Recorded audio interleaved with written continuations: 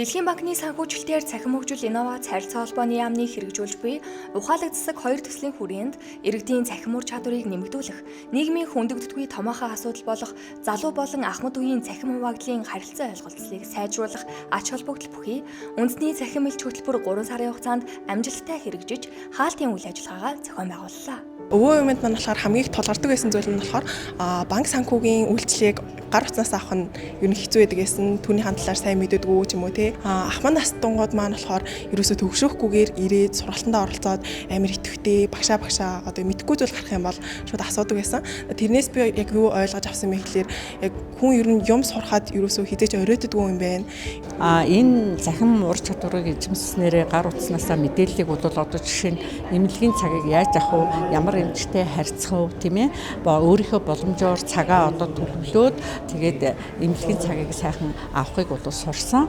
Бид нар анх болоод ерөөсөө 100 оюутан дээр илүү фокуслаад за сайн дур үндсэн дээр бид нар сурагч багш болгоо энэ хөтөлбөртөө ингээд оролцуулаад явах нь гэсэн чинь яг үндэ ахмадууд маань үгүй бид нар ормоор байна, бид нар суралцмаар байна, бид нар ч өөрсдөө аягүй нийгмийн ингээд идэвхтэй бүлэгтэй бид нар ч гэсэн ингээд сурагч багш болмоор байна шүү дээ. Цаашаага зөндөө олон найз нөхөд эргэн тойрондоо ч гэсэн заах ур чадвартай ингээд сурагч багш болмоор байна гэд хүсэлтийн дагуу бид нар 30 одоо ахмадыг бас хөтөлбөр дээр нэмж оролцуулаад яг сурагч багш нар болгож бэлдсэн. За сэтгэл маш өндөр байна. Сургагч багшаар өнгөрсөн оны 9 сараас эхлээд бид нар бэлтгэгдсэн байгаа.